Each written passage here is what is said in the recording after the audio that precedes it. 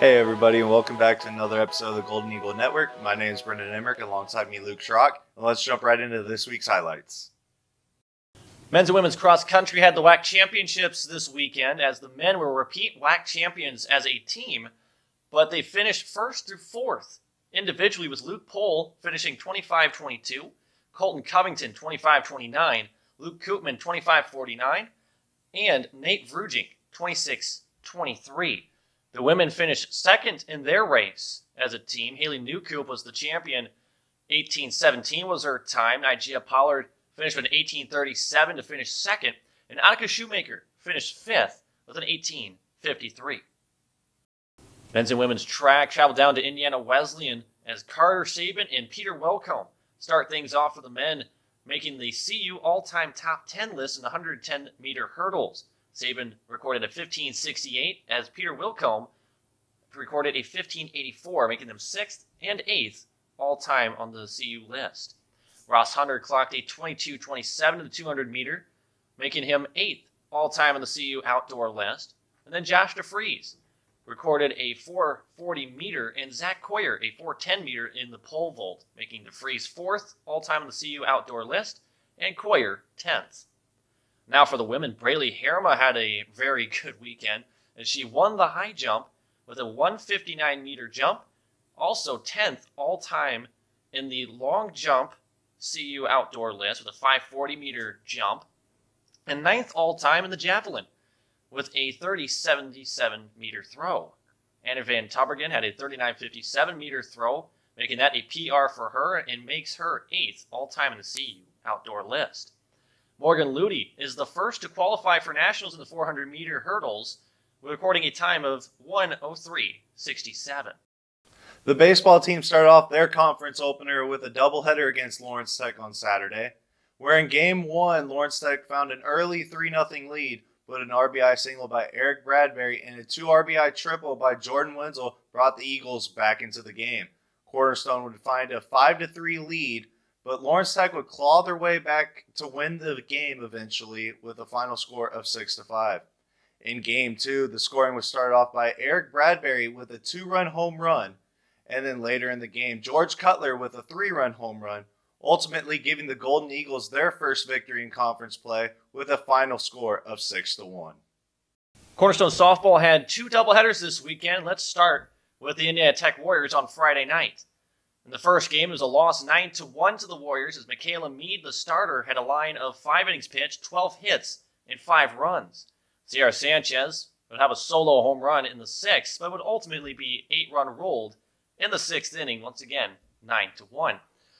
The nightcap of the doubleheader was a 13-6 victory for the Golden Eagles. Now, Sierra Sanchez started that game with a solo home run in the first inning, but would be followed by Mackenzie Buckwright and Aaliyah Lemmer to make that for 3 home runs for the Cornerstone Golden Eagles. Mackenzie Buckwright had 4 RBIs, along with Aaliyah Lemmer with 3. And 2 Golden Eagles had multi-hit games as Caitlin Johnson and Allison Martz with 2 each. Michaela Mead would ultimately get the win in relief. Now let's take a look at Saturday. They took on the Northwest Ohio Racers. Game 1, they lost 6-2 with Sierra Sanchez coming out with 2 hits for the Golden Eagles, the only Golden Eagle with a multi-hit game. And Mackenzie Buckwright had a 2-run homer in the first inning for the only 2 runs the Golden Eagles would score that game. Michaela Mead, now 3-3 on the season, 5.2 innings pitched, 11 hits, 5 runs, and 0 walks for her and her losing effort in Game 1. Game 2, the Golden Eagles won 4-3. Sierra Sanchez, another multi-hit game, 2 hits, 2 RBIs, along with Aaliyah Lemmer, who had 2 hits. Caitlin Johnson would go a complete game, 7 innings, 3 runs, 3 strikeouts, and now has a record of 4-2 on the season. Men's tennis took a trip to Indiana Tech on Saturday, where the Golden Eagles would come up short, losing by a final score of 6-1. In doubles play, the Golden Eagles were swept, and in singles play, Alexei Konstantinov was the lone Golden Eagle to record a victory.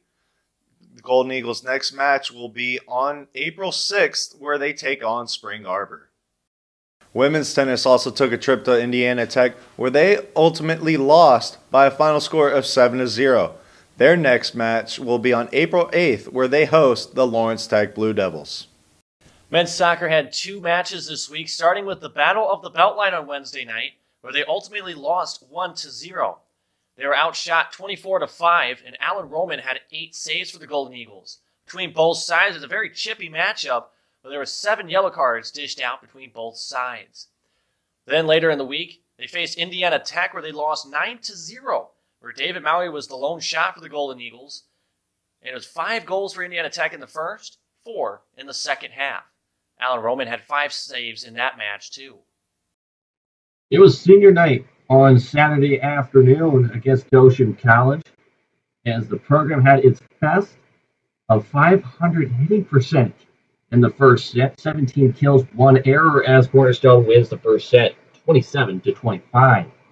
David Kircher had a career high of 10 kills, and Max Fernandez had 33 assists in the 3-1 loss to Goshen. But the seniors went out in the right way with 27 kills and another set victory against a ranked opponent. The number 21 ranked Cornerstone women's volleyball team had 2 matches this week, starting with Concordia on Friday night, where the Golden Eagles swept the Cardinals in straight sets. This win secured the regular season WAC title for Cornerstone, making this the 6th regular season title and first since 2016. Bailey Cummings had 11 kills and 3 blocks on the night. Alexis Angus had 9 kills and 8 blocks, and Jackie Stanko had 9 kills and 3 blocks. Saturday afternoon, the Golden Eagles faced off against Spring Arbor and recorded yet another victory in a 4-set contest. Jackie Stanko recorded 14 kills, Brooke Nicholson had 11 kills with 2 blocks, and Olivia Keelan had 10 kills and 2 blocks in the afternoon matchup. Cornerstone improves to now 19-2 on the year and will conclude their conference season on the road Tuesday, March 30th at 7 p.m. against Concordia.